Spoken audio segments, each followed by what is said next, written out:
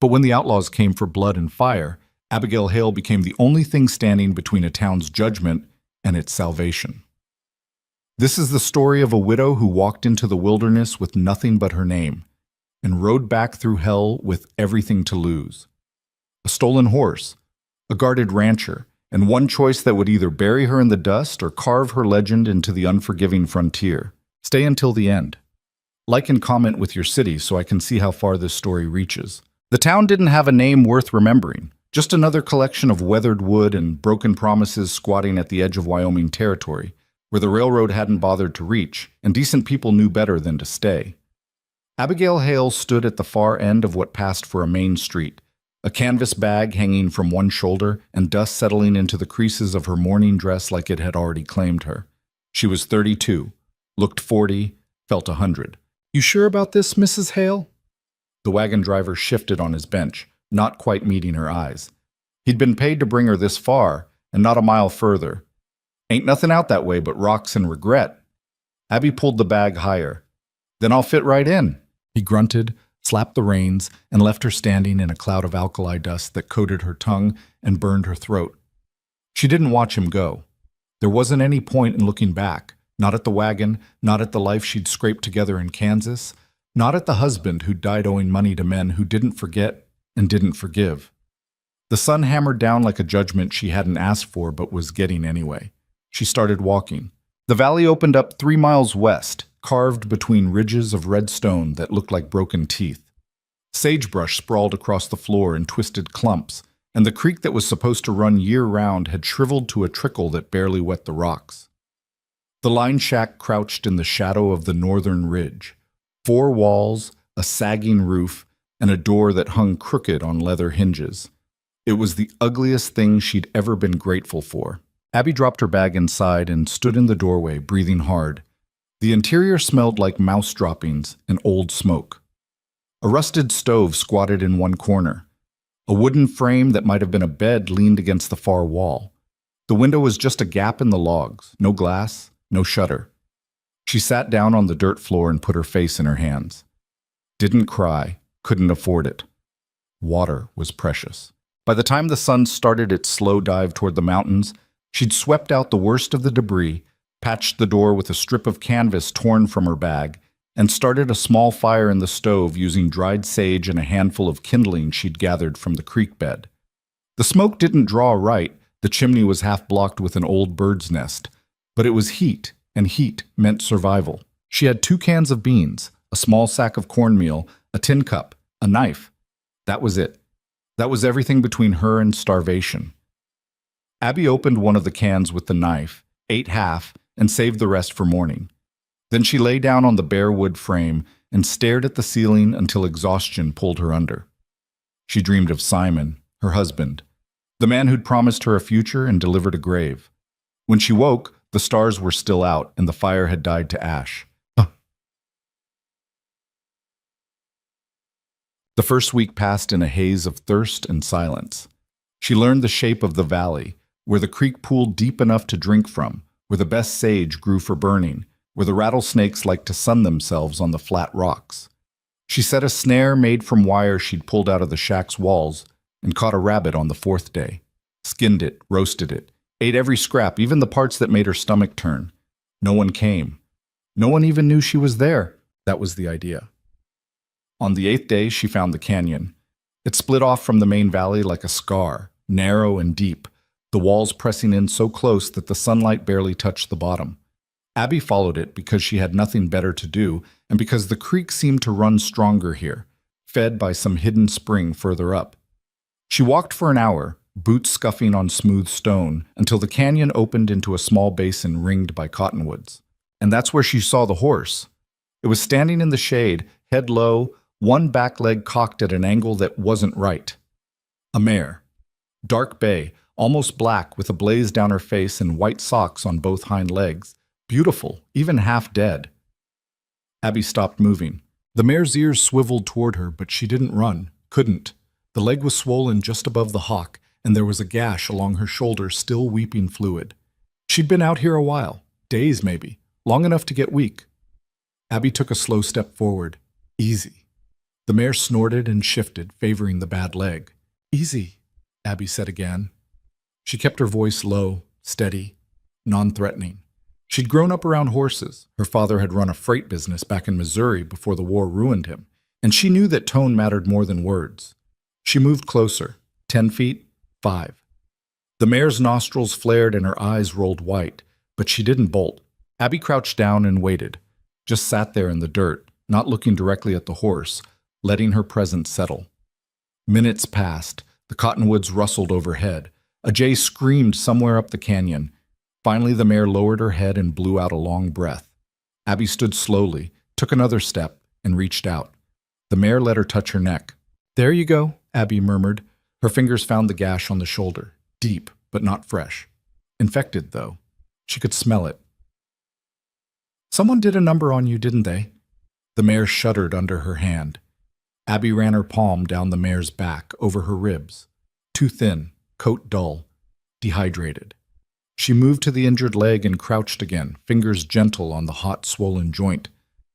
"You get caught in a fence, or did someone—" She stopped. There was a mark on the mare's hip, a brand. She brushed the dirt away and felt her stomach drop. Bar M. She knew that brand. Everyone within 100 miles knew that brand. Colt Mercer's ranch.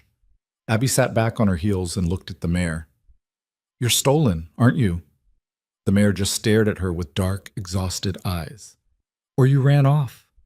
Or someone ran you off." She rubbed her face. "Either way, you're worth more than me, and that's saying something." She should have walked away. Should have left the horse where she found it and pretended she'd never seen a damn thing. Getting mixed up with Colt Mercer, even by accident, was a good way to end up worse than broke. But the mare was dying, and Abby knew what it felt like to be left behind. She stood, brushed the dirt off her skirt, and made a decision that would crack her life wide open. "All right," she said. "Let's see if you can walk." Bunk. Getting the mare back to the line shack took most of the day. Abby moved slow, one step at a time, letting the horse set the pace. Every 50 yards she stopped and let the mare rest. The injured leg barely held weight, and twice the mare stumbled so badly that Abby thought she'd go down and not get back up. But she did. Every time. Stubborn. By the time they reached the shack, the sun was setting and Abby's shirt was soaked through with sweat. She tied the mare to a post outside, using a length of rope she'd scavenged from the shack's debris pile, then went to the creek and filled her tin cup 6 times, bringing water back and letting the mare drink until she finally stopped gulping. "That's enough for now," Abby said. "You'll founder if you drink too fast." The mare lipped at her shoulder, searching for more. Abby pushed her nose away gently. Later. She went inside, dug through her bag, and pulled out the last thing of value she owned, a small tin of salve her mother had made years ago. Honey, lard, and pine resin. It smelled terrible and probably didn't do much, but it was all she had. She cleaned the gash on the mare's shoulder with creek water and a strip of cloth, packed the wound with salve, and wrapped it as best she could. Then she checked the leg again. Still hot, still swollen, but no break that she could feel. Probably a sprain, maybe a torn tendon. It would heal, or it wouldn't. "You're going to have to want it," Abby told her. "I can't do this part for you." The mare flicked an ear. Abby smiled despite herself. "Yeah, I'm talking to a horse. That's where I'm at." She unsaddled her. Someone had left a worn saddle and bridle on her, both covered in dust and cracked leather, and rubbed her down with handfuls of dry grass. The mare stood quiet, eyes half closed, too tired to fight. When Abby was done, she stepped back and looked at her. "You need a name." The mare blinked. Abby tipped her head back and stared at the sky. The stars were just starting to appear, bright and cold and impossibly far away. One of them, brighter than the rest, hung just above the western ridge. "Starlight," she said. "That work for you?" The mare didn't answer, but Abby decided it was close enough. 3 days passed. Abby rationed the last of her beans and cornmeal, mixing it with water to make a thin gruel that kept her belly from eating itself. She spent most of her time with Starlight, changing the bandage, walking her in slow circles to keep the leg from stiffening, talking to her like she was a person instead of livestock. "I had a husband once," Abby said on the second night, sitting in the dirt with her back against the shack wall. Starlight stood nearby, head low, resting. Simon, he was a gambler, not a good one, but he thought he was. Always one game away from the big score, you know? Starlight's ear swiveled toward her. He died in a back room in Abilene. Someone put a bullet in him over a poker hand. They came to me after, said he owed money. A lot of it. Told me I had two choices, pay it or work it off. She laughed, bitter and low. Guess which one they wanted? The mare shifted, testing her weight on the bad leg. I ran instead, Abby continued. Took what I could carry and got on a train. Didn't matter where it was going, long as it was away. Ended up here. She looked at the stars again. Middle of nowhere. Edge of nothing. Starlight blew out a soft breath. You probably don't care, Abby said, but it helps to say it out loud. Makes it feel less like I'm disappearing. The mare's eyes drifted closed. Abby stood, brushed the dust off her skirt, and went inside to sleep. What? On the fourth day, Starlight walked without limping. Not much, just a few steps, but it was enough to make Abby's chest tighten with something she hadn't felt in months. Hope. There you go, she whispered, running a hand down the mare's neck. Knew you had it in you. Starlight tossed her head and nickered, and for the first time since Abby had found her, she looked like a horse instead of a ghost. That night, Abby sat outside the shack and stared at the eastern horizon. Out there, somewhere beyond the ridge, was the Bar M Ranch, Colt Mercer's land, the place this horse had come from. She could keep her. No one knew she was here. No one would come looking. But that wasn't the point. Abby had spent her whole life being invisible, being overlooked, being left behind. She'd run from men who wanted to own her, and she'd survived on scraps and silence.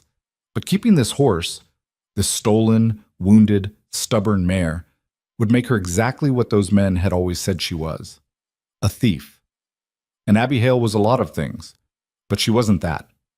She stood, dusted off her skirt, and made the second decision that would change everything. All right, Starlight, she said. Let's go meet the man who owns you. The Bar M Ranch sat in a wide valley 20 miles east, sprawling across grassland that actually looked green instead of dead. Abby had heard about it in the nameless town, how Colt Mercer ran 2,000 head of cattle and 50 horses, how he'd built the place from nothing after the war, how he didn't suffer fools or thieves or anyone who thought they could take what was his. She also heard he didn't smile much and didn't trust easy. Perfect. It took her 2 days to get there, leading Starlight on foot because the mare still couldn't handle a rider, and Abby didn't have a saddle worth using anyway. They followed the creek east until it joined a larger tributary, then cut north along a wagon road that looked like it saw regular use. On the second afternoon, she saw the ranch. It was bigger than she'd expected. A main house built from timber and stone, a massive barn, corrals that stretched out in every direction, bunkhouses for the hands. Horses grazed in the near pasture, sleek and healthy, nothing like the half-dead wreck she'd pulled out of the canyon. Abby stopped at the edge of the property and took a breath. This is stupid, she said to Starlight. You know that, right? The mare bumped her shoulder with her nose. Yeah, I know. Too late now. She started walking. She made it halfway to the barn before a man stepped out to meet her. He was tall, broad across the shoulders, with dark hair that needed cutting, and a jaw that looked like it had been carved out of something harder than bone. He wore a faded blue shirt, dusty trousers, and a gun belt slung low on his hips. His eyes, gray, cold, measuring, locked onto her and didn't let go. Colt Mercer. Had to be. He stopped 10 feet away and hooked his thumbs into his belt. You lost? Abby lifted her chin. No. Then you're trespassing. I'm returning your horse. His gaze flicked to Starlight, and something shifted in his expression. Not softness, nothing that easy, but recognition. Surprise, maybe. He stepped closer, ran a hand down Starlight's neck, checked the brand on her hip. Where'd you find her? Canyon west of here. She was in bad shape. He looked at the bandage on Starlight's shoulder, the way the mare stood easy next to Abby instead of shying away. You patch her up? Best I could. Why? Abby blinked. What? Why bring her back? He straightened and fixed her with that cold stare again. You could have kept her, sold her. No one would have known. I'd have known. He studied her for a long moment, and Abby had the uncomfortable feeling he was seeing straight through her skin into all the ugly, desperate parts she'd been trying to hide. Finally, he nodded. "What's your name?" "Abigail Hale." "You got people around here, Mrs. Hale?" The "Mrs." hit like a slap, but she didn't flinch. "No." "Where you staying?" "Line Shack, West Valley." His jaw tightened. "That's my land. Didn't see a sign. Didn't need one." They stood there, neither one backing down, and Abby felt something crack open inside her chest. Something sharp and reckless and tired of bending. "I brought your horse back," she said quietly. "If that's not enough, then tell me what is." Colt's eyes narrowed. Then, to her surprise, he turned and called toward the barn. "Ezra." A younger man, lean, sandy-haired, probably not yet 20, jogged over. He glanced at Abby, then at Starlight, and his face lit up. "Holy hell, boss, that's... I know what it is," Colt said. "Take her to the barn. Check her over. Make sure she's fed and watered." "Yes, sir." Ezra took Starlight's lead rope, grinning. "Good to see you, girl. Thought we lost you for good." He led the mare away, and Abby was left standing alone with Colt Mercer and the weight of his silence. "You hungry?" he asked finally. She was. She was starving, but admitting it felt like losing something she couldn't afford to lose. "I'm fine." That wasn't the question. Abby's hands curled into fists. "I said I'm fine." Colt's mouth twitched. Not quite a smile, but close. "Come up to the house. We'll talk." He turned and started walking, and Abby stood there, furious and confused and too damn tired to know what to do next. Then her stomach growled loud enough to hear. She cursed under her breath and followed him. Borskel. The inside of the house was clean and spare, wooden floors, simple furniture, a stone fireplace that dominated one wall. A woman in her 50s stood at the stove, stirring something that smelled like heaven. She looked up when they entered, took one look at Abby, and frowned. "Colt, who's this?" "Mrs. Hale. She brought Starlight back." The woman's eyebrows shot up. "The mare you lost last month?" "Same one." She set down her spoon and wiped her hands on her apron, eyes sharp and assessing. "Sit down, girl. You look half dead." Abby bristled. "I'm fine." "You're skin and bones. Sit." There was no arguing with that tone. Abby sat. The woman, her name was May, she said, housekeeper and cook, put a plate in front of her, stew, thick with meat and potatoes and carrots, bread on the side, still warm. Abby's throat tightened and she had to blink hard to keep her vision clear. "Eat," May said. Abby ate. Colt sat across from her, arms crossed, watching. Not talking, just watching. Finally, when she'd finished half the plate and her hands had stopped shaking, he spoke. "You know anything about horses?" Abby looked up. "Some?" "Some like you read about it, or some like you've worked with them?" "Worked?" "Where?" "Missouri. My father ran freight." "He teach you?" "He didn't have a choice. I was all he had." Colt leaned back in his chair. "Starlight's been gone a month. Took off during a storm, got tangled in wire, tore herself up trying to get free. We looked for her. Figured she was dead by now. She almost was. But you kept her alive." "She kept herself alive. I just helped." He nodded slowly.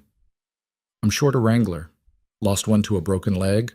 Another quit last week. You interested?" Abby's fork clattered onto the plate. "What?" "You heard me. You don't know anything about me. I know you didn't steal my horse when you had the chance. I know you've got skills I need. That's enough. I'm a woman. I noticed. Your men won't like it. My men will do what I tell them, or they'll find work somewhere else." He stood, pushed his chair back. "You want the job or not?" Abby stared at him, heart hammering. This was insane. This was dangerous. This was everything she'd been trying to avoid. Being seen, being noticed, being close enough to people that they could hurt her. But it was also food, shelter, a chance. "I want it," she said. Colt nodded. "You start tomorrow. May'll show you where to bunk. Don't make me regret this." He walked out, and Abby sat there with an empty plate and a future she hadn't seen coming. May poured her a cup of coffee and set it down with a knowing look. "Welcome to the Bar M, girl. Try not to get yourself killed." Abby picked up the cup and took a sip. It was the best coffee she'd ever tasted. And for the first time in months, she didn't feel invisible. It smelled like leather and sweat and tobacco smoke that had seeped into the wood over years. May had led Abby to a small room at the far end, barely more than a closet with a cot, a trunk, and a window that didn't close all the way. But it had a door that latched and a roof that didn't leak. Abby set her canvas bag on the trunk and sat down on the cot, testing the springs. They creaked, but held. Through the thin wall, she could hear voices. Men's voices. Low and rough, talking over each other. Heard Mercer hired a woman. Bull, he wouldn't. May told me herself, said she's the one who brought Starlight back. So? That don't mean she can wrangle. Guess we'll find out tomorrow. Laughter followed, mean and sharp, and Abby closed her eyes and breathed through her nose. She'd expected this. She'd known it was coming the second Colt had made the offer, but knowing didn't make it easier to swallow. She lay back on the cot and stared at the ceiling until the voices faded and sleep dragged her under. Morning came too early. Someone banged on her door before dawn, shouting that breakfast was in 10 minutes, and if she wasn't at the table, she didn't eat. Abby dressed in the dark, same worn skirt, same blouse, boots that were more whole than leather, and stepped outside into air so cold it burned her lungs. The main house glowed with lamplight. She crossed the yard, gravel crunching under her feet, and pushed open the door. 6 men sat around a long table, shoveling eggs and biscuits into their mouths like they hadn't eaten in days. They looked up when she entered, forks pausing midair, and the room went quiet. May stood at the stove, spatula in hand. Sit down, girl. Food's getting cold. Abby took the empty chair at the end of the table, farthest from everyone else. One of the men, older, with a gray beard and a scar running through his left eyebrow, slid a plate toward her without a word. She nodded her thanks and kept her eyes on her food. Name's Dutch, the man said. His voice was gravel and whiskey. Foreman. Abigail. I know. He sipped his coffee. You ever work cattle? Horses, mostly. Horses don't pay the bills, cattle do. Then I'll learn. He grunted and went back to his eggs. The other men exchanged glances but didn't say anything. Not yet. They were waiting. Watching. Colt walked in just as Abby finished her plate. He poured himself coffee, leaned against the counter, and looked at Dutch. She's with you today. Start her on the yearlings. Dutch's jaw worked like he wanted to argue, but he didn't. Yes, sir. Colt's eyes flicked to Abby. Don't fall off. Then he left. Abby set down her fork and stood. Where are the yearlings? Dutch pushed back from the table. Follow me. The sun was just cresting the eastern ridge when they reached the corral. A dozen young horses milled inside, restless and skittish, too green to be useful and too wild to ignore. Dutch leaned on the fence and nodded toward them. These need halter breaking. Think you can handle it? Abby climbed over the fence and dropped into the corral. The yearlings scattered to the far side, ears pinned, eyes rolling. She stood still and waited. Dutch crossed his arms. Any day now. She ignored him, kept her breathing slow. Let the horses settle. After a minute, one of them, a leggy sorrel colt with a crooked blaze, took a cautious step toward her. Then another. Abby didn't move. The colt stretched his neck, nostrils flaring, and sniffed her shoulder. She lifted her hand slowly and let him smell that too. When he didn't bolt, she touched his neck. Easy, she murmured. You're all right. Behind her, Dutch made a sound that might have been approval. By midday, she'd haltered 3 of the yearlings and led them around the corral without getting dragged or trampled. Her arms ached and her hands were blistered, and she was pretty sure she'd wrenched her shoulder when one of them spooked and nearly yanked her off her feet, but she didn't stop. Dutch watched the whole time, chewing a piece of straw, not saying much. Finally, when the sun was high and brutal, he called her over. That's enough for today. Abby climbed out of the corral and wiped the sweat off her face with her sleeve. They need more work. They'll get it. You need water before you pass out. He handed her a canteen and she drank, the water so cold it hurt her teeth. When she lowered it, he was studying her with an expression she couldn't read. You ain't half bad, he said. Thanks. Don't let it go to your head. The boys are going to test you, probably already planning something. Let them. Dutch's mouth twitched. You got spine. I'll give you that. He took the canteen back. Come on. Mercer wants to see you. Abby's stomach dropped. Why? Didn't say. Just said to bring you when you were done. She followed him across the yard to the barn, where Colt stood in the center aisle, running a brush over Starlight's coat. The mare looked better already, eyes brighter, coat starting to shine, the wound on her shoulder scabbing over clean. She nickered when she saw Abby. Colt glanced up. She's looking for you. Abby stepped closer and Starlight pushed her nose into her chest, huffing softly. She scratched behind the mare's ears and felt something tight in her chest loosen. She's doing well, Colt said. You're taking good care of her. So did you. He set the brush aside. Dutch says you're holding your own. Dutch talks too much. Dutch doesn't talk unless he means it. Colt's eyes met hers, steady and unreadable. You planning to stick around, or is this just a stop on your way somewhere else? Abby's hand stilled on Starlight's neck. Why does it matter? Because I don't waste time training people who won't be here next month. I'll be here. You sure about that? She wasn't, not really, but she lifted her chin and said it anyway. I'm sure. He nodded once. Good.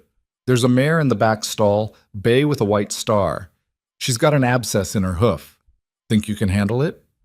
I can try. Then get to it. He walked past her, boots echoing on the barn floor, and Abby stood there with Starlight's breath warm against her neck and the weight of his expectations settling on her shoulders like a yoke she hadn't asked for but was carrying anyway. The bay mare was mean. She pinned her ears the second Abby approached and tried to bite her twice before Abby even got the halter on. But Abby had worked with worse. Her father's freight horses had been half wild and twice as ornery, and she knew how to be patient. She tied the mare to the post, ran a hand down her leg, and picked up the hoof.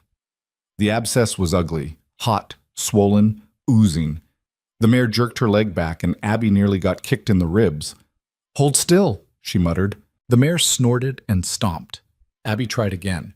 This time she got the hoof trimmed and the abscess drained, packed it with the same honey salve she'd used on Starlight, and wrapped it tight.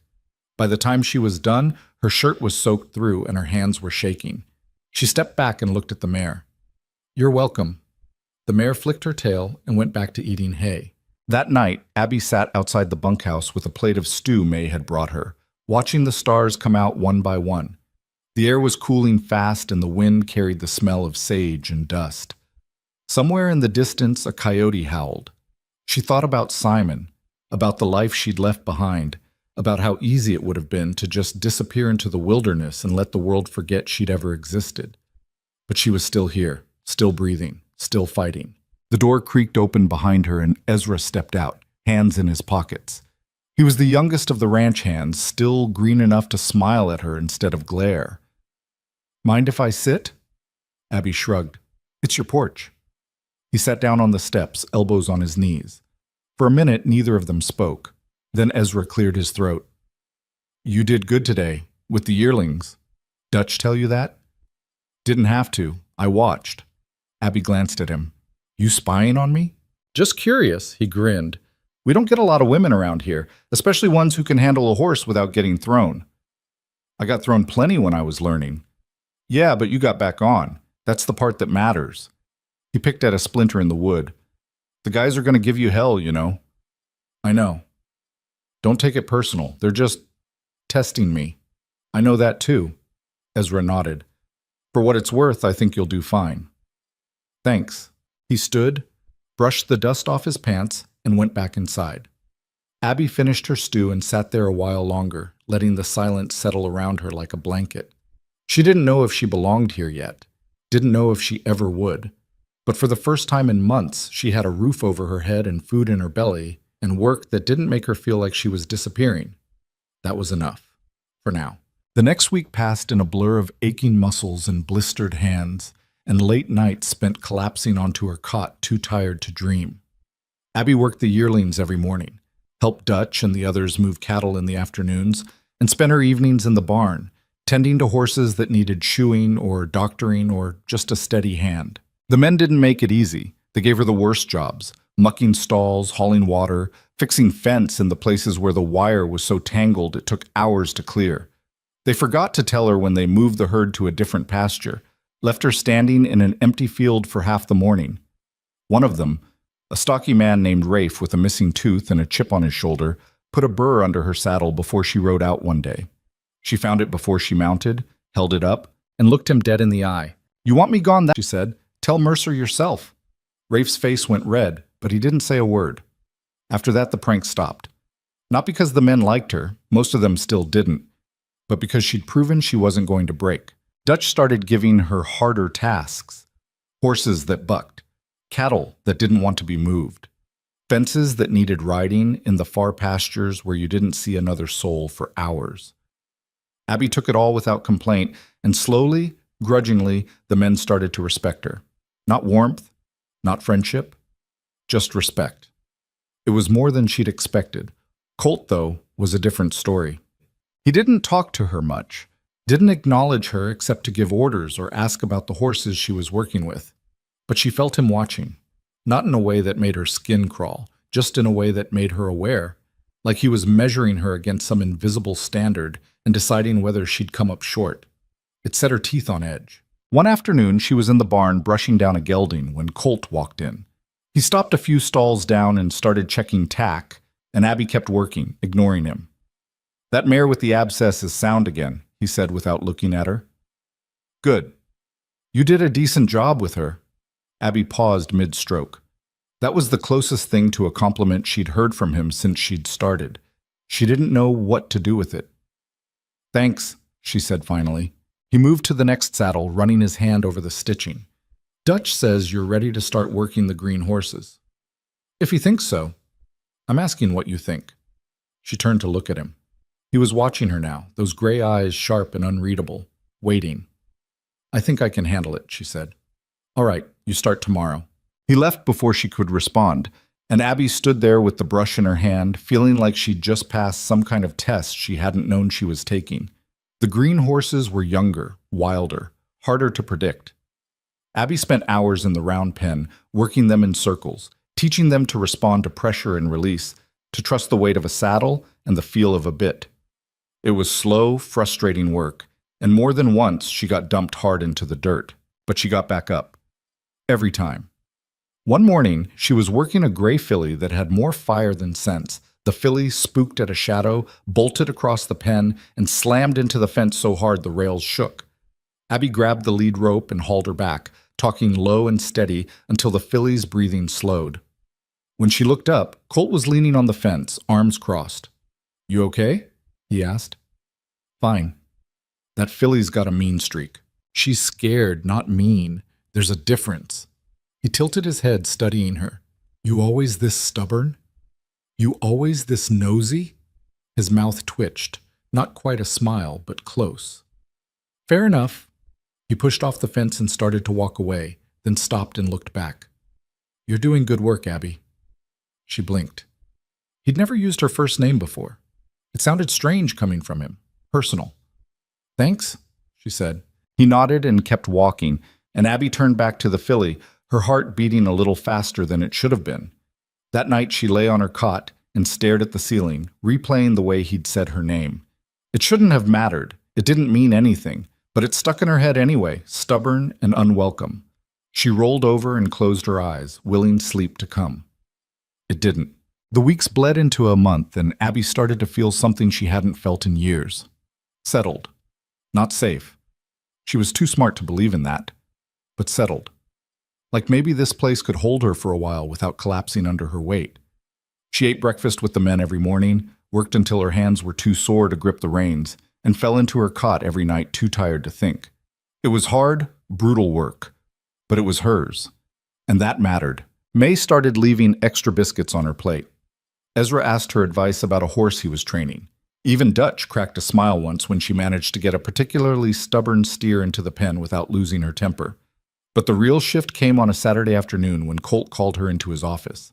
The room was small and cluttered, papers stacked on the desk, maps pinned to the walls, a rifle leaning in the corner. Colt sat behind the desk, pen in hand, ledger open in front of him. He looked up when she knocked. "Close the door," he said. She did, and stood there, waiting. He set the pen down. "I'm sending a crew into town tomorrow to pick up supplies. I want you to go with them." Abby frowned. "Why?" "Because you've been here over a month and you haven't left the ranch once. You need boots that don't have holes in them and a coat that'll actually keep you warm. I'm fine. You're not. He stood, walked around the desk, and leaned against it. I pay my workers. You've earned wages. Use them. She wanted to argue, but he was right. Her boots were falling apart, and her coat was so threadbare it barely blocked the wind. She hated admitting she needed anything, but pride didn't keep you warm at night. All right, she said. Good. Dutch will take you. Be ready at dawn. She turned to leave, but his voice stopped her. Abby. She looked back. You've earned your place here. Stop waiting for someone to take it away. The words hit harder than she expected. She nodded, throat tight, and left before he could see how much it shook her. The next morning, she climbed into the wagon next to Dutch and two other hands, Rafe and a quiet man named Tom, and they headed east toward town. The ride took most of the day, the wagon creaking over ruts and rocks, the sun climbing higher until it felt like it was sitting directly on top of her head. Dutch didn't talk much, but Rafe made up for it, complaining about the heat and the dust and the fact that they had to haul supplies instead of doing real work. Tom just smoked his pipe and stared at the horizon. When they finally rolled into town, Abby felt her chest tighten. It wasn't the same nameless place she'd been dropped off at months ago, but it was close enough. Same dusty streets, same suspicious stares, same feeling that she didn't belong. Dutch handed her a small pouch of coins. Get what you need. We leave in 2 hours. She took the pouch and headed for the general store. Inside it was dim and cool, shelves packed with everything from canned goods to bolts of fabric. The man behind the counter looked her up and down, eyes narrowing. Help you? I need boots, she said, and a coat. He pointed toward the back without a word. Abby found a pair of boots that fit well enough and a wool coat that was heavier than anything she'd owned in years. She brought them to the counter, set them down, and counted out the coins. The man took them, still watching her like she might bolt with the merchandise. You new around here? Just passing through. You working at the bar M? She hesitated. Yes. His expression shifted, not friendly, but less hostile. Mercer's a good man. Doesn't hire trash. He wrapped the boots and coat in brown paper. You tell him Frank says hello. I will. She took the package and walked out into the street, breathing easier. The 2 hours passed quickly. Dutch and the others loaded the wagon with sacks of grain and flour, crates of nails and tools, a few bottles of whiskey that May had ordered. Abby stood off to the side, holding her package, watching the town move around her. And that's when she saw him. A man leaning against the wall of the saloon, hat pulled low, eyes fixed on her. He was tall, lean, with a scar running down the side of his face and a gun belt that looked well used. Something about the way he watched her made her skin crawl. She turned away and climbed into the wagon. Ready? Dutch asked. Yeah, let's go. They pulled out of town and headed west, the sun starting its slow descent toward the mountains.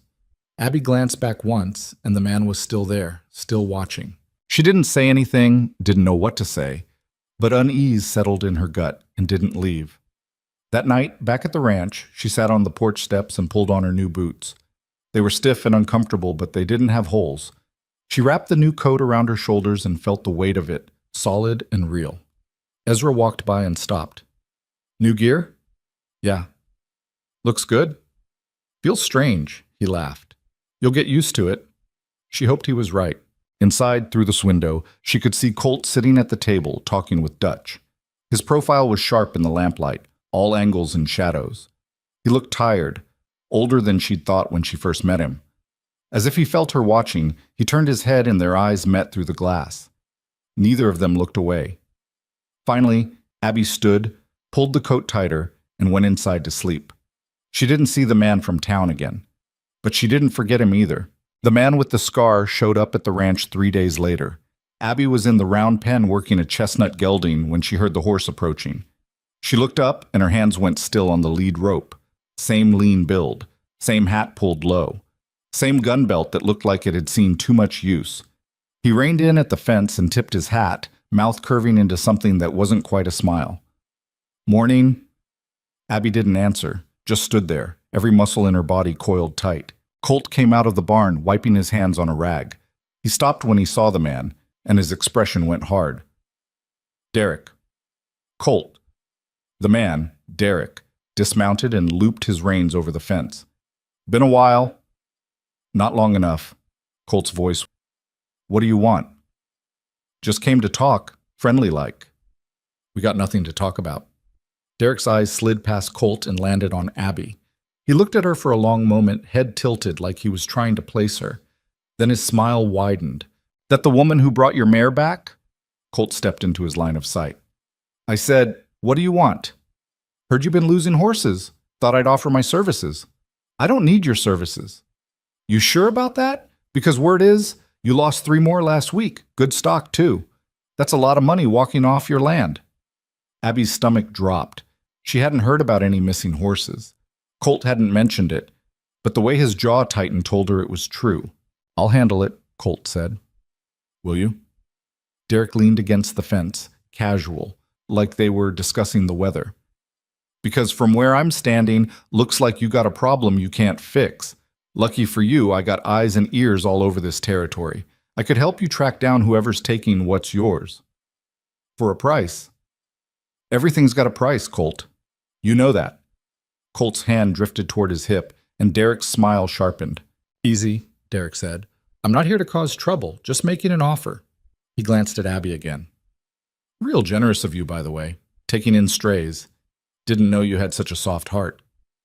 Get off my land, Colt said quietly. Derek pushed off the fence and climbed back onto his horse. Think about it.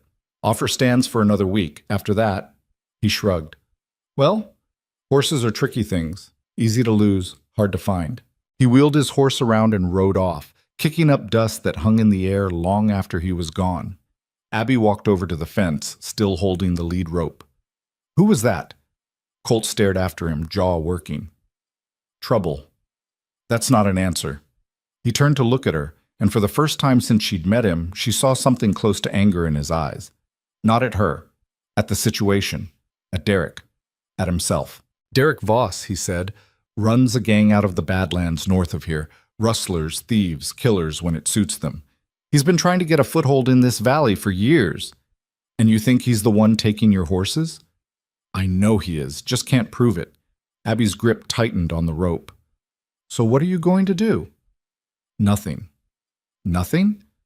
He wants me to hire him, wants me to pay him to stop stealing from me. The second I do that, he owns me, and I don't get owned.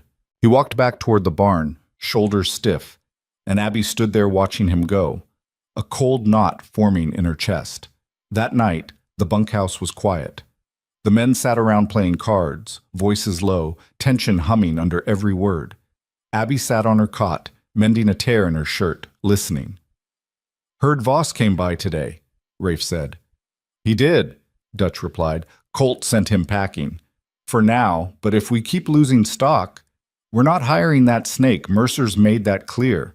Then we better figure out how to stop the bleeding ourselves. Tom knocked ash out of his pipe. Hard to stop what you can't see. Whoever's taking those horses knows the land, knows our routines, probably been watching us for weeks. Abby's needle slipped and jabbed her thumb. She stuck it in her mouth and tasted copper. You think it's someone on the inside? Ezra asked, voice dropping even lower. I'm not saying that, but it's worth considering. Silence fell, heavy and uncomfortable. Then Rafe cleared his throat. What about her? Abby's head snapped up. Dutch's chair scraped against the floor. Watch it. I'm just saying, she shows up out of nowhere, brings back a horse we thought was lost, and suddenly we're bleeding stock? That's convenient. That's stupid, Dutch said. She's been working her tail off since she got here. You've seen it. I've seen her get real friendly with the horses, real familiar with the layout. Knows where everything is now. Abby set down her mending and stood. The room went quiet. You got something to say to me, Rafe? She asked. He looked at her, face flushed. Just making an observation. Then observe this. I don't steal. I don't lie. And I sure as hell don't sabotage the only place that's given me a chance in months. She stepped closer. You don't like me? Fine. But don't you dare accuse me of something I didn't do just because you're scared. Scared? He stood, towering over her. Of what? Of whoever's actually doing this. Because it's easier to blame me than admit you don't have a clue who it is. For a second, she thought he might swing at her, His fists clenched and his breathing went short and sharp. But Dutch stepped between them, hand up. "That's enough, both of you." Rafe spat on the floor and walked out, slamming the door behind him. Abby sat back down, hands shaking. Ezra gave her a sympathetic look but didn't say anything. Tom just smoked his pipe and stared at the wall. Dutch pulled up a chair and sat across from her. "Don't let him get to you. He's spooked, that's all." "He's not the only one," Abby said quietly. "No, but he's the only one dumb enough to say it out loud." Dutch leaned back. "For what it's worth, I don't think you had anything to do with this." "Thanks. But you should know, people are going to talk, and talk turns into rumors, and rumors turn into something uglier." "I know." He nodded and stood. "Get some sleep. Tomorrow's going to be a long day." But sleep didn't come easy. Abby lay on her cot, staring at the ceiling, listening to the men breathe and shift in their bunks. Her mind kept circling back to Derek Voss. The way he'd looked at her, the way he'd smiled. He was setting something in motion. She could feel it. The next morning, Colt called a meeting in the barn. All the hands gathered, leaning against stalls or sitting on hay bales, waiting. Colt stood in the center, arms crossed, face unreadable. "We lost 3 horses last week," he said. "Good ones. Worth a lot of money. Whoever's taking them knows what they're doing. They're not amateurs." "You think it's Voss?" Tom asked. "I know it's Voss, but knowing and proving are 2 different things." Colt's eyes swept the room. "From now on, we double the night watch. 2 men on rotation. No one rides out alone.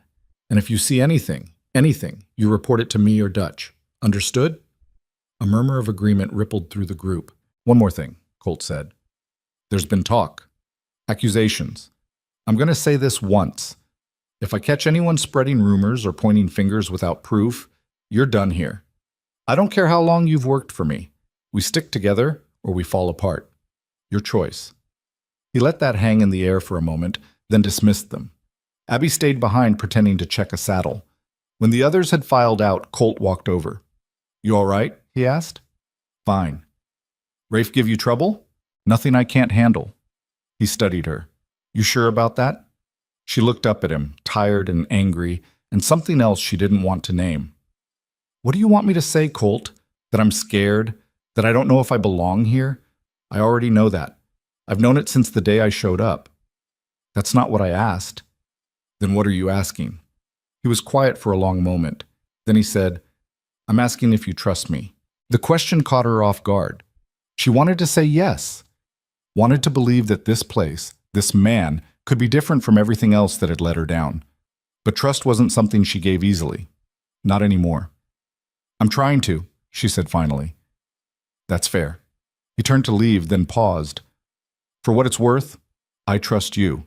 He walked out before she could respond, and Abby stood there in the empty barn, heart pounding, wondering if she'd just been given something precious or something dangerous. The days that followed were tense. The men moved in pairs, eyes scanning the horizon, hands never far from their guns.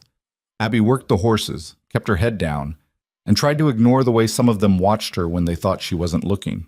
Ezra still smiled at her. Dutch still treated her fair. But Rafe and a few of the others kept their distance, and she could feel the weight of their suspicion like a hand on her back, pushing her toward the edge. Then, on a cold morning 2 weeks after Derek's visit, the rumors exploded. Abby was mucking out a stall when she heard raised voices outside. She dropped the pitchfork and stepped into the aisle, just as Rafe burst through the barn door, face red, finger pointed at her. "It's her! I'm telling you, it's her!" Dutch was right behind him. "Shut your mouth, Rafe." "No, I saw her last night, out by the north pasture, alone." Abby's stomach turned to ice. "I was checking the fence. Colt asked me to." "Convenient," Rafe sneered. "Real convenient. And this morning, 2 more horses are gone."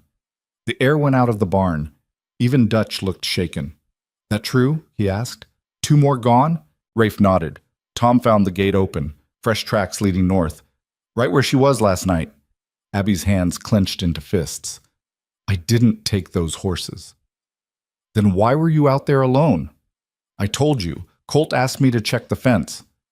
"Colt didn't ask you to do anything," a voice said from the doorway. Abby turned. Colt stood there, expression carved from stone. Her heart stopped. "I didn't assign anyone to check that fence," Colt said slowly. "Not last night. The world tilted. Abby opened her mouth, but nothing came out. So either you're lying, Colt continued, or someone told you to go out there. No one told me. She stopped, back. She'd been working in the barn, finishing up for the night, when someone had mentioned the north fence needing attention. But who? She couldn't remember. It had been casual, offhand. She'd just assumed. Who told you? Colt's voice was quiet, dangerous. I don't know. I can't remember. Rafe laughed, bitter and mean. Of course you can't. I'm not lying, Abby said, voice shaking. I swear, I didn't take those horses. Colt's eyes bored into hers, searching, looking for something. She didn't know if he found it. Get out of the barn, he said finally. Colt, I said get out. She stood there, rooted to the spot, waiting for him to say something else, to defend her, to tell the others they were wrong. But he didn't, and that silence hit harder than any accusation. Abby walked past him, past Rafe's satisfied smirk, past Dutch's troubled frown. She walked across the yard, past the bunkhouse, past the corrals, kept walking until the ranch was a smudge behind her and the valley opened up wide and empty. Then she stopped, bent over, and tried to breathe through the rage and hurt clawing up her throat. She'd been a fool, an idiot. She'd let herself believe that this place could be different, that she could be different, that someone might actually see her as more than a liability or a mistake waiting to happen. But Colt had hesitated, and that hesitation told her everything she needed to know. She straightened, wiped her eyes with the back of her hand, and looked at the horizon. She could leave, pack her bag, take what little she'd earned, and disappear. It's what she was good at, what she'd always done. But something stopped her. Maybe it was pride. Maybe it was stubbornness. Or maybe it was the memory of Starlight, half dead in that canyon, refusing to quit even when every reason said she should. Abby turned and started walking back toward the ranch. She wasn't running, not this time. By the time she reached the bunkhouse, the sun was setting. She pushed open the door and found Ezra sitting on his bunk, head in his hands. He looked up when she entered. Abby, don't, she said. Just don't. They're wrong about you. Doesn't matter what they think. It matters what Colt thinks. She grabbed her bag and started shoving her few belongings inside. Colt made his choice. He's just being careful. You can't blame him for that. I can blame him for not trusting me when I needed him to. Ezra stood. Where are you going? Line shack, same place I was before all this. You can't go back there. It's not safe. Safer than here. He grabbed her arm, gentle but firm. Please, just wait. Give him a chance to figure this out. He had his chance. She pulled free and slung the bag over her shoulder. Tell May I said thanks for the food.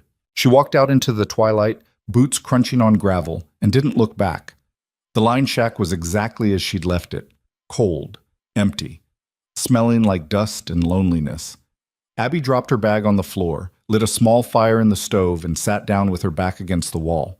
She'd been here before. Alone, unwanted, invisible. At least this time she'd chosen it. The fire crackled and popped, throwing shadows across the walls. Outside, the wind picked up, rattling the loose boards and whistling through the gaps. Abby closed her eyes and tried to sleep, but her mind wouldn't let her.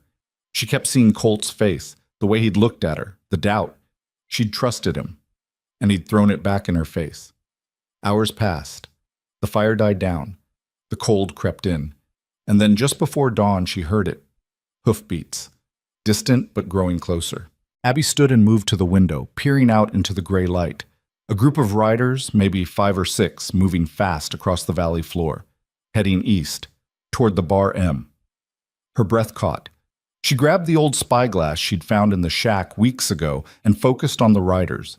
Even in the dim light, she recognized the leader, Derek Voss, and behind him, tied together and being driven hard, were at least a dozen horses. Abby's heart slammed against her ribs. This wasn't a raid. This was an attack. Voss wasn't just stealing horses anymore. He was coming for the ranch itself. She had 2 choices. Stay here, stay safe. Let Colt deal with the consequences of his doubt, or go back. Her hands tightened on the spyglass. She thought about Starlight, about May's kindness, about Ezra's loyalty, about Dutch's gruff respect. She thought about Colt's voice when he'd said, I trust you. Before he'd stopped, Abby dropped the spyglass, grabbed her coat, and ran. The sun was just breaking over the eastern ridge when she crested the hill above the ranch. Below, she could see the riders closing in, could see the ranch hands scrambling, unprepared, caught off guard. She needed a plan, needed something that would give them a fighting chance. Her eyes swept the valley and landed on the canyon to the west, the one where she'd found Starlight, the one that opened into a network of ravines and hidden trails. And beyond that, in the high country, was the wild horse herd she'd spotted weeks ago. Hundreds of them, untamed and unpredictable. A wild idea took shape in her mind. It was reckless, probably suicidal. But it was all she had. Abby turned and ran toward the canyon, legs burning, lungs screaming. She didn't think, didn't question, just moved. She hit the canyon at a dead sprint, boots slipping on loose rock, and climbed. Higher, faster, until she reached the ridge where the wild herd grazed. They were there, dozens of them, mares, colts, a few young stallions, watching her with wary eyes. Abby picked up a rock and threw it hard, shouting at the top of her lungs. The herd spooked, wheeled, started to run. She chased them, screaming, waving her arms, driving them toward the ridge, toward the ranch. The thunder of hooves shook the ground. And Abby ran with them, heart pounding, knowing that she was about to either save everyone she cared about or get them all killed. The wild herd poured over the ridge like a breaking wave, hooves striking rock and dirt in a rhythm that sounded like war drums. Abby ran alongside them, lungs burning, vision blurring at the edges, but she didn't slow down, couldn't. The momentum of the stampede pulled her forward, and if she fell now, she'd be trampled into nothing. Below, the ranch yard spread out like a chessboard, and she could see it all unfolding. Derek Voss and his men had already breached the corrals, guns drawn, driving the stolen horses toward the north gate. The ranch hands were scattered, some diving for cover behind water troughs and fence posts, others running for the barn where the rifles were kept. Colt stood in the center of it all, revolver in hand, shouting orders that were swallowed by gunfire. Abby angled the herd toward the gap between the barn and the main house, using her voice and her body to push them where she needed them to go. The lead mare, a gray with wild eyes and a scarred shoulder, seemed to understand, or maybe she just wanted to run, and the rest followed. The herd hit the ranch yard like a flood. Chaos erupted. Voss's men wheeled their horses around, shouting, trying to get out of the way, but there was nowhere to go. The stampede crashed through the corrals, scattering the stolen horses, smashing through fence rails like they were made of kindling. One of Voss's riders got thrown when his mount spooked and bolted sideways. He hit the ground hard and didn't get up. Yet Abby veered left, cutting through the edge of the herd, and sprinted toward the barn. She could see Dutch crouched behind a wagon, rifle raised, firing at one of Voss's men who was using the water trough for cover. She could see Ezra dragging Tom toward the bunkhouse, Tom's leg bleeding, face pale. And she could see Colt standing his ground near the main house, reloading his revolver with hands that moved too fast to follow. Derek Voss saw him too. Voss spurred his horse forward, cutting through the stampede with reckless confidence, gun raised. He fired once, twice, bullets kicking up dirt near Colt's boots. Colt fired back and Voss jerked to the side, but he didn't fall, didn't even slow down. Abby's heart seized. She changed direction, running flat out, ignoring the burn in her legs and the stitch in her side. She was too far away, too slow. Voss was closing in and Colt had his back to the house with nowhere to go. Voss raised his gun again, taking aim. Abby screamed Colt's name, but the sound was lost in the thunder of hooves and the crack of gunfire. Then Starlight appeared. The mare came out of nowhere, cutting across the yard at a dead run, black coat slick with sweat, eyes rolling white. She slammed into Voss's horse broadside and both animals went down in a tangle of legs and screaming. Voss hit the ground and rolled, losing his gun, and Starlight scrambled to her feet, wild and furious. Colt spun around, gun raised, and froze when he saw Abby sprinting toward him. "Get down!" she shouted. He dropped just as one of Voss's men fired from the barn loft. The bullet whined past where Colt's head had been a second before and punched into the house wall. Abby dove behind the water trough and Colt rolled in next to her, breathing hard. "What the hell are you doing here, what?" he demanded. "Saving your life, looks like." "I told you to leave. You told me to get out of the barn." "I did." She risked a glance over the trough. Voss was on his feet again, blood running down the side of his face, limping toward his horse. "We need to end this now or they'll regroup and come back worse." Colt looked at her, something unreadable flickering across his face. Then he nodded. Dutch! Ezra! North side! Dutch's voice came back, rough and steady. Gunfire erupted from the barn as Dutch and two other hands laid down cover. Voss's men scattered, some retreating toward the north gate, others trying to grab the stolen horses that were now mixed in with the stampeding wild herd. It was bedlam. No one could tell which horses belonged to who anymore. Abby grabbed Colt's arm. The canyon trail. If we can drive them that direction, they'll be boxed in. No way out except back through us. That's a narrow pass. They'll see it coming. Not if we come from behind. He stared at her. You know another way in? I know every trail in that valley. I had nothing but time for 2 months. Colt's jaw worked. Then he whistled sharp and high. Dutch looked over and Colt made a series of hand signals. Dutch nodded and started moving, pulling the other hands with him. Come on, Colt said to Abby. Stay close. They ran low and fast, using the chaos as cover, circling wide around the corrals and cutting west toward the ridge. Behind them, the gunfire was tapering off as Voss's men realized they were losing ground. Abby heard Voss shouting orders, heard the sound of horses being whipped into motion. They were retreating, but not fast enough. Abby led Colt up a narrow trail she'd discovered weeks ago, barely wide enough for one person, that switchbacked up the ridge and came out above the canyon mouth. It was steep and treacherous, and her boots kept slipping on loose shale, but she didn't stop. Colt stayed right behind her, close enough that she could hear his breathing, hard and controlled. They reached the top just as Voss and his remaining men funneled into the canyon below, driving a mixed group of stolen and wild horses ahead of them. There were 4 men left, maybe 5. Harder to tell in the dust and confusion. Colt dropped to one knee and pulled his rifle from his shoulder. How many you count? 4. No, 5. One's lagging behind. Dutch is coming up the other side. When I give the signal, we pin them in the middle. Abby crouched next to him, heart hammering. She didn't have a gun. Hadn't even thought to grab one. All she had was a knife on her belt that she used for cutting rope, and not much else. Colt glanced at her. You should get back. Not a chance. Abby, I started this. I'm finishing it. He opened his mouth to argue, then closed it, shook his head. You're the most stubborn woman I've ever met. I'll take that as a compliment. Despite everything, his mouth twitched. Then his expression went hard again, and he raised the rifle. When I fire, get down and stay down. She nodded. Below, Voss reined in his horse and looked back, scanning the ridge. For a second, his eyes seemed to lock onto exactly where they were hiding. Abby held her breath. Then Dutch's voice rang out from the opposite ridge. Drop your guns. Voss spun his horse around. His men did the same, caught between Dutch's position and the canyon walls. Trapped. You got nowhere to go, Derek, Dutch shouted. Make this easy on yourself. Voss's laugh echoed off the stone. You think I'm scared of you, old man? You should be. I got 4 guns and you got what? 3? 4? Maybe that woman if she's dumb enough to stick around. Voss's smile was visible even from a distance. Tell you what, you let us ride out of here with what we came for and nobody else gets hurt. You got my word. Your word ain't worth spit, Dutch said. Voss shrugged. Then I guess we do this the hard way. He drew his gun. Colt fired.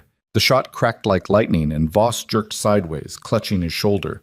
His horse reared and he nearly went off, grabbing the saddle horn at the last second. His men opened fire, bullets ricocheting off the rocks, and Abby flattened herself against the ground, arms over her head. Colt worked the bolt and fired again. One of Voss's men toppled from his saddle. Another wheeled his horse and tried to break for the canyon mouth but ran straight into Dutch's line of fire. The horse screamed and went down, throwing the rider into the rocks. 2 men left, plus Voss. Voss was shouting something, gesturing wildly, and his remaining men kicked their horses forward, charging straight up the canyon toward Dutch's position. It was suicide. They had to know it was suicide. But they did it anyway. Dutch and his men opened up and the canyon filled with smoke and the sharp smell of gunpowder. One of Voss's men went down. The other made it 10 more yards before his horse stumbled and he flew over its head, hitting the ground in a sprawl of limbs. That left Voss. He sat on his horse in the middle of the canyon, blood soaking through his shirt, gun still in his hand. For a long moment, nobody moved. Then Voss raised the gun and pointed it at Dutch. Colt stood up. Derek, Voss turned, and in that split second, Abby saw his intention, saw the way his hand shifted, the way his eyes narrowed. He wasn't aiming at Colt. He was aiming at her. She tried to move, but her body was too slow, still pressed against the rocks, and there was nowhere to go anyway. The canyon wall was behind her. The drop was in front. She was pinned. Colt stepped in front of her. The gunshot was deafening. Colt staggered back, hand going to his side, and Abby lunged forward and caught him before he fell. His weight nearly took her down, but she braced her legs and held on, lowering him to the ground. "No," she said. "No, no, no." "I'm all right," he grunted. "Just get down." Another shot rang out and rock exploded inches from her head. Abby threw herself over Colt, covering him with her body, and heard Dutch's rifle bark 3 times in rapid succession. Silence. She lifted her head. Down in the canyon, Voss was on the ground, horse standing over him, reins dangling. He wasn't moving. Dutch's voice echoed through the canyon. "It's done! Hold your fire!" Abby looked down at Colt. His face was pale, jaw clenched, hand pressed tight against his side. Blood seeped between his fingers. "How bad?" she asked, voice shaking. "Bad enough." He tried to sit up and hissed through his teeth. "Help me up. You need to stay still. I need to make sure my men are alive." He grabbed her arm and pulled, and she didn't have the heart to fight him. She got her shoulder under his and hauled him to his feet, staggering under his weight. They made their way down the trail, slow and painful, Colt's breathing getting harsher with every step. By the time they reached the canyon floor, Dutch was there, rifle slung over his shoulder, face grim. "Boss," he said.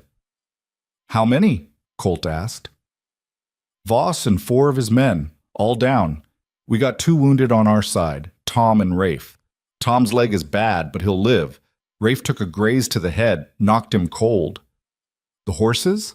"Scattered to hell and back. It'll take us days to round them all up." Dutch's eyes flicked to Abby, then back to Colt. "She saved our asses. You know that, right?" Colt nodded, wincing. "I know." Ezra came running up, face smudged with dirt and powder burns. "Boss, you're hit." "I noticed." "We need to get you to the house. May's got supplies. I'm fine." "You're bleeding through your shirt," Abby said flatly. "You're not fine." He looked at her, and for the first time since she'd met him, there was no wall in his eyes, no guardedness, just exhaustion and pain and something that looked almost like gratitude. "All right," he said quietly. "Let's go." They made the slow walk back to the ranch, Colt leaning heavily on Abby, Dutch and Ezra flanking them. The yard was a disaster. Broken fence rails everywhere, scattered gear, a few dead horses that would need to be dealt with. But the house was standing, the barn was standing, and the men were alive. May met them at the door, took one look at Colt, and pointed toward the kitchen table. "Sit." He sat. May started cutting away his shirt, while Abby stood to the side, arms wrapped around herself, shaking. She couldn't stop shaking. The adrenaline was draining out of her all at once, and leaving nothing but cold and exhaustion in its wake. May glanced at her. "You hurt?" "No." "Then make yourself useful. Get me hot water and clean rags." Abby moved on autopilot, pumping water into a pot, setting it on the stove, finding the rags in the cupboard. Her hands felt disconnected from her body. Everything felt disconnected. She'd almost watched Colt die. He'd stepped in front of her, taken a bullet meant for her. Why? May worked quickly, cleaning the wound, packing it with cloth, wrapping it tight. Colt didn't make a sound, just sat there with his jaw locked and his knuckles white against the table edge. "Bullet went clean through," May said. "You're lucky. Another inch to the left and you'd be dead." "Feels lucky," Colt muttered. "Don't be smart." She tied off the bandage and stepped back. "You need rest. Real rest. Not your version where you work yourself into the ground anyway. I'll rest when the horses are rounded up. You'll rest now or I'll knock you over the head and make you." May's eyes were steel. "I mean it, Colt." He sighed and nodded. Dutch appeared in the doorway. "Town's sending the sheriff out. Should be here by tomorrow morning. They'll want statements." "Fine." Colt's eyes found Abby. "You should get cleaned up. You look like you ran through hell." "I did." The corner of his mouth lifted, just barely. "Yeah, you did." May shooed everyone out except Abby, and Abby stood there in the kitchen, still shaking, still trying to process what had happened. May poured her a cup of coffee and pressed it into her hands. Drink. Abby drank. It was hot and bitter and exactly what she needed. He would have died if you hadn't come back, May said quietly. I didn't come back for him. No? I came back because it was the right thing to do. May studied her for a long moment. You keep telling yourself that, girl. Abby didn't answer, just drank her coffee and tried to ignore the way her heart was still racing. Later, when the sun was setting and the ranch had settled into an exhausted quiet, Abby found herself in the barn. Starlight was in her stall, nickering softly, and Abby went to her, pressing her forehead against the mare's neck. You saved him too, she whispered. You know that? Starlight huffed and lipped at her hair. Abby closed her eyes and let herself breathe. Just breathe. Footsteps behind her. She turned and saw Colt standing in the doorway, one hand pressed to his bandaged side, face pale but steady. You shouldn't be up, she said. Probably not. He walked over slowly, carefully, and leaned against the stall door.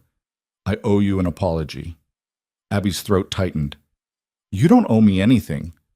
I do. I doubted you, when I should have trusted you. He looked at her, eyes clear and unflinching. I was wrong, and I'm sorry. She wanted to be angry, wanted to throw his apology back in his face and tell him it was too late, but she was too tired, and he looked too sincere. Why'd you step in front of me? She asked.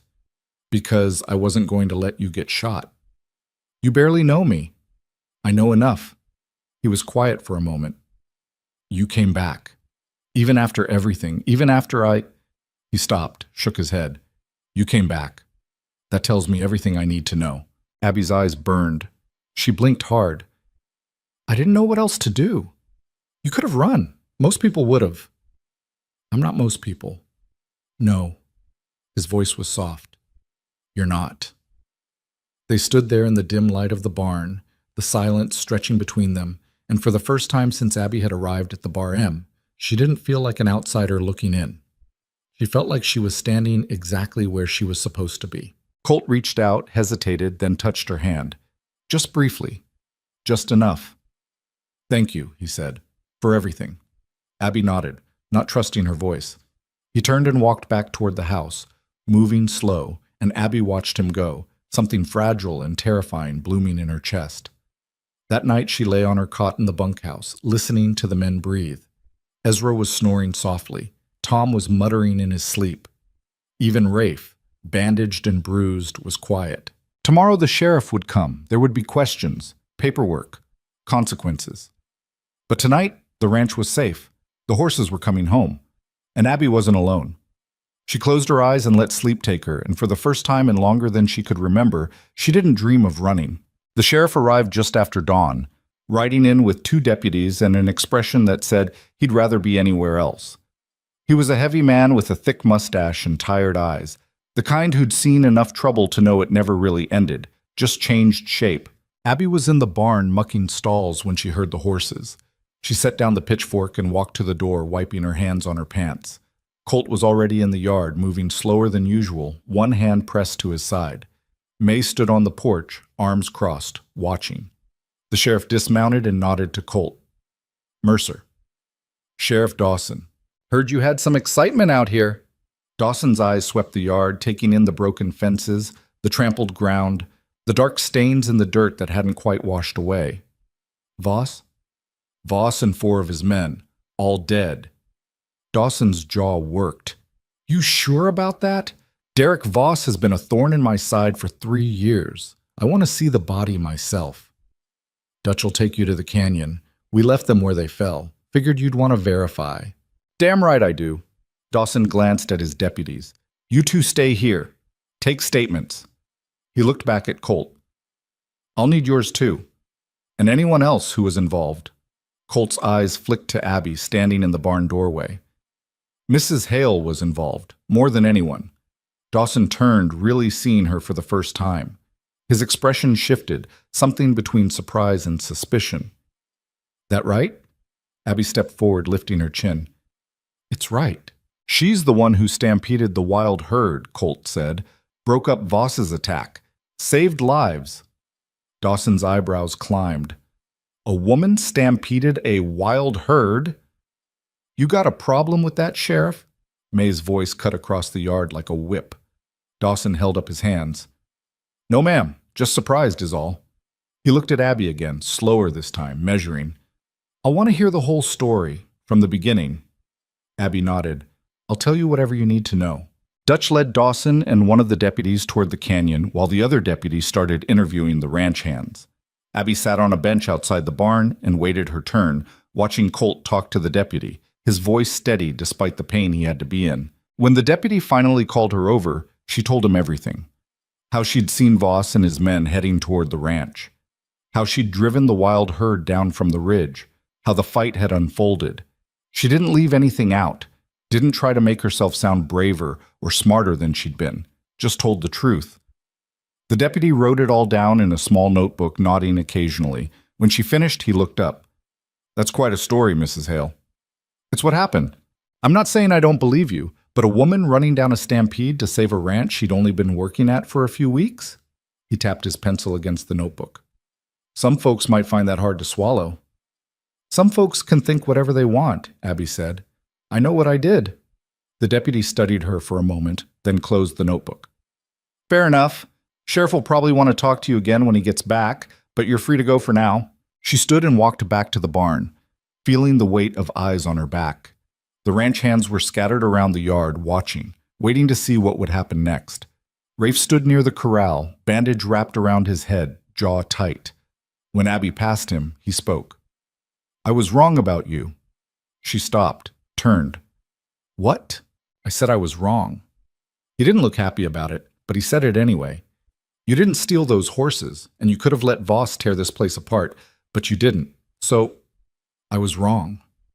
Abby didn't know what to say. An apology from Rafe was the last thing she'd expected. She settled for a nod. Thanks. He grunted and turned away, and Abby kept walking, something loosening in her chest. Ezra jogged over, grinning despite the exhaustion written all over his face. You hear? They're calling you a hero in town. They don't even know what happened yet. Word travels fast. Dutch told someone told someone else, and now half the valley thinks you single-handedly took down Derek Voss. He laughed. Give it a week and they'll be saying you wrestled a bear too. I didn't do it alone. Yeah, but you're the one who came back when you didn't have to. That's what matters. Abby wanted to argue, but she was too tired. She just shook her head and went inside the barn, needing a moment alone.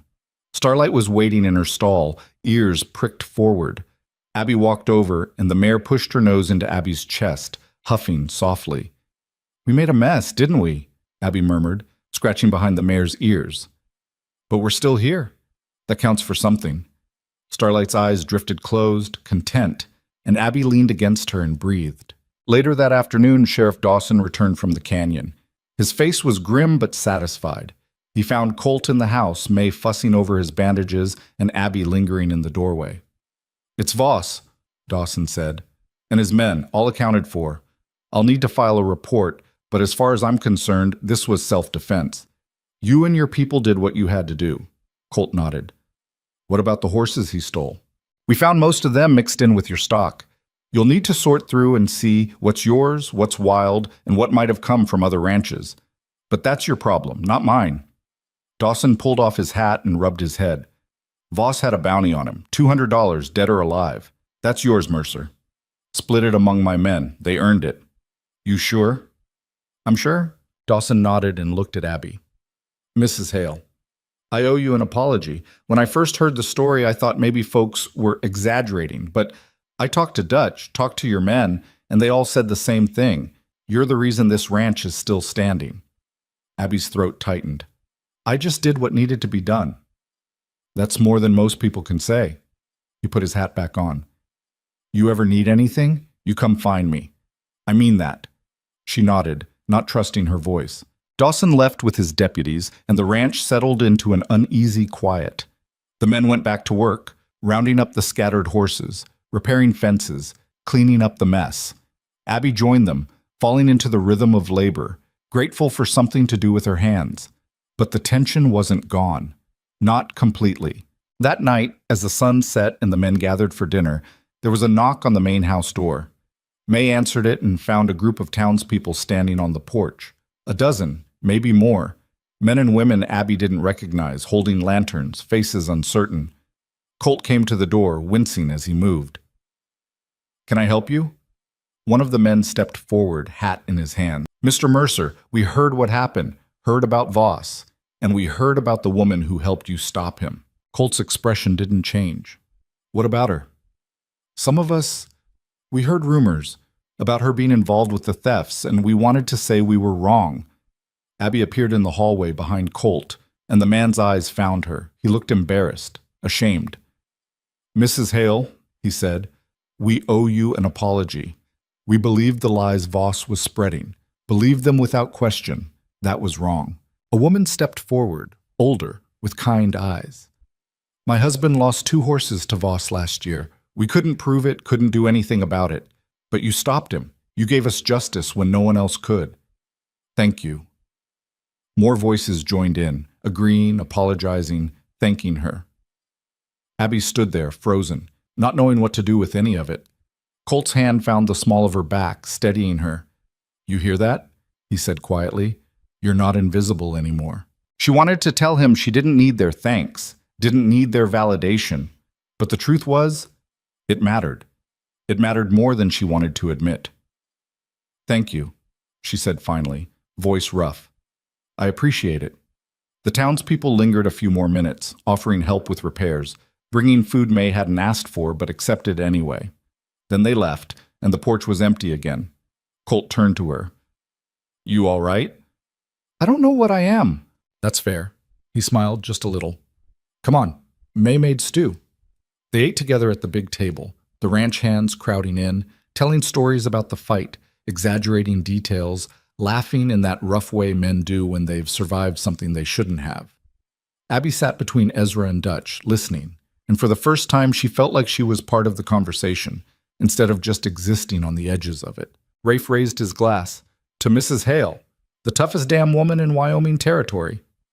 The men cheered and drank, and Abby's face went hot.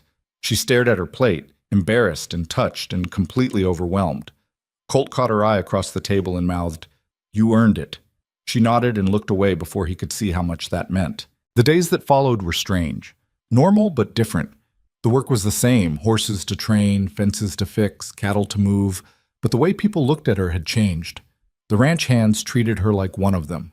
No more testing, no more doubt, just respect. The townspeople started nodding to her when she rode into town with Dutch to pick up supplies. A few even called her by name. But the biggest change was Colt. He wasn't distant anymore, wasn't guarded. He talked to her more, asked her opinion on things, trusted her with responsibilities he'd only given to Dutch before. And sometimes, when they were working in the barn or sitting on the porch after a long day, she'd catch him watching her with an expression she couldn't quite read. One evening, 2 weeks after the fight, Abby was brushing down Starlight when Colt walked in. He'd healed well, the bandages gone, though he still moved carefully when he thought no one was looking. "You got a minute?" he asked. "Sure." He leaned against the stall door, arms crossed. "I've been thinking. That sounds dangerous." His mouth twitched. "Probably is." He was quiet for a moment, choosing his words. "You've been here almost 3 months now, and in that time you've proven yourself 10 times over. You're good with the horses, better than anyone I've got, and you're tougher than half my men. Is there a point to this? I want to make you foreman." Abby's hand stilled on Starlight's coat. "What?" "Dutch is getting older. He's been talking about stepping back, taking it easier. I need someone I can trust to handle the horses and help run this place, and that's you." She turned to look at him, searching his face for a joke, for doubt, for anything that would tell her this wasn't real. But he was serious. "Colt, Before you say no, hear me out. I know it's unconventional. I know some people won't like it, but I don't care. You've earned this, and if anyone has a problem with it, they can take it up with me." Abby's chest tightened. A few months ago, she'd been invisible, starving, alone, and now this man was offering her a future she hadn't dared to imagine. "Why?" she asked quietly. "Why what? Why do you trust me? After everything, after doubting me?" Colt stepped closer, his eyes steady. "Because you came back. Because when everyone else would have run, you turned around and fought. And because I've seen who you are, Abby, I see you, and I'm not letting you disappear. Her throat burned. She blinked hard, forcing the tears back. I don't know what to say. Say yes. She looked at Starlight, at the barn that had become more of a home than anywhere she'd ever lived, at the man standing in front of her offering her something she'd stopped believing existed. Yes, she said. I'll do it. Colt's smile was slow and genuine, the first real one she'd seen from him. Good. He turned to leave, then paused. There's something else. What? I want you to move into the main house. There's a room on the second floor, bigger than that closet you've been sleeping in. May's already got it ready. Abby's eyes widened. Colt, I can't. You can, and you will. You're not just a ranch hand anymore, Abby. You're part of this place, part of... He trailed off, something vulnerable flickering across his face. Just say you'll think about it. She nodded, too overwhelmed to argue. That night, she lay in her cot for the last time, staring at the ceiling, and thought about how far she'd come. From the line shack where she'd nearly starved, to the ranch where she'd found purpose, to this moment where she was being offered not just a job, but a place to belong. The next morning, she packed her bag and moved into the main house. The room was small but clean, with a real bed and a window that looked out over the valley. May had left fresh linens and a vase of wildflowers on the dresser. Abby sat on the bed and let herself cry. Not from sadness, from relief. Over the following weeks, she settled into her new role. Dutch taught her the parts of the job she didn't know, managing payroll, dealing with suppliers, planning the seasonal work. The men adjusted, some faster than others, but they adjusted. And Abby proved, day after day, that Colt's trust hadn't been misplaced. She worked harder than anyone, rode out before dawn to check the herds, stayed up late balancing ledgers, made decisions that needed to be made and stood by them even when they were unpopular. And slowly, the ranch began to thrive again. One evening in late autumn, as the first snow dusted the mountains, Abby stood on the porch watching the sun set. The valley was quiet, peaceful, and she felt something she hadn't felt in years. Safe. Colt came out and stood beside her, 2 cups of coffee in his hands. He offered her one, and she took it, grateful for the warmth. Cold tonight, he said. Getting colder. They stood in comfortable silence, sipping their coffee, and Abby realized this was what she'd been searching for all along. Not safety, exactly. Not invisibility. Just a place where she was seen for who she was and valued for what she could do. You ever think about leaving? Colt asked. Sometimes, she admitted. Old habits. What stops you? She looked at him.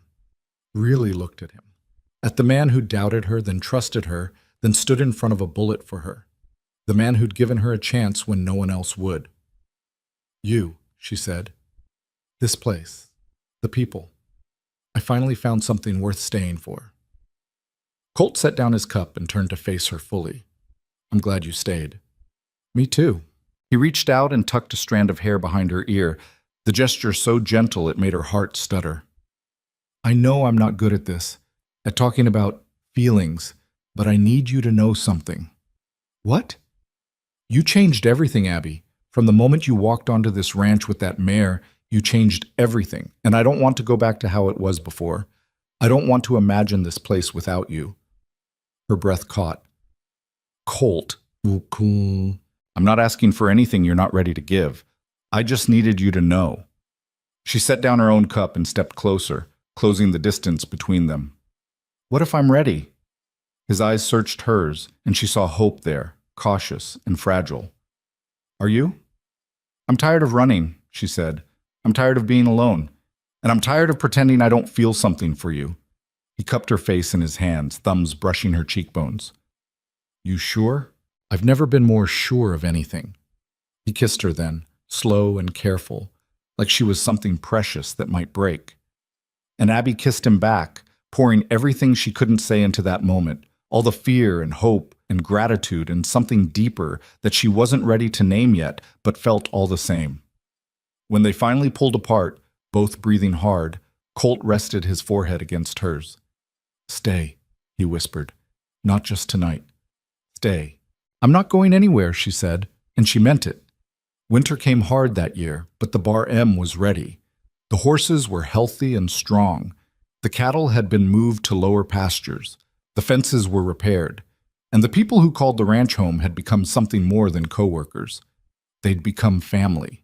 Abby stood in the barn on a cold December morning, watching starlight nuzzle a new foal that had been born just before dawn. The mare was gentle, patient, nothing like the half-dead Abby had found in the canyon all those months ago. "She's a good mother," Colt said, appearing beside her. "She's a survivor," Abby said. "Just needed someone to give her a chance." He slipped his arm around her waist and pulled her close. "Sounds familiar?" Abby leaned into him, letting his warmth chase away the cold. "You ever regret hiring me?" "Not once. Even when I caused a stampede?" "Especially then." He kissed the top of her head. "You saved us, Abby. In more ways than one." She turned in his arms and looked up at him. "We saved each other." And it was true. She'd arrived broken and invisible, and he'd been closed off and alone. But together, they'd built something neither of them could have built on their own. Trust. Partnership. Home.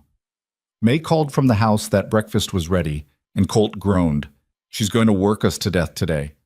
"Probably," Abby agreed, "but at least we'll die well fed." They walked back to the house hand in hand, boots crunching on frost-covered ground, and Abby thought about the woman she'd been when she first arrived. That woman had been ready to disappear, ready to let the world forget her. But this woman, the one walking beside Colt Mercer, foreman of the Bar M, survivor of Derek Voss, friend of Starlight, this woman wasn't invisible anymore. She was exactly where she belonged. And as they stepped into the warmth of the house, surrounded by the people who'd become her family, Abby finally understood what it meant to be seen. Not for what she'd lost, not for what she'd run from, but for who she'd chosen to become. The frontier was still harsh, the work was still brutal, and life would never be perfect or easy. But it was hers, and that was enough.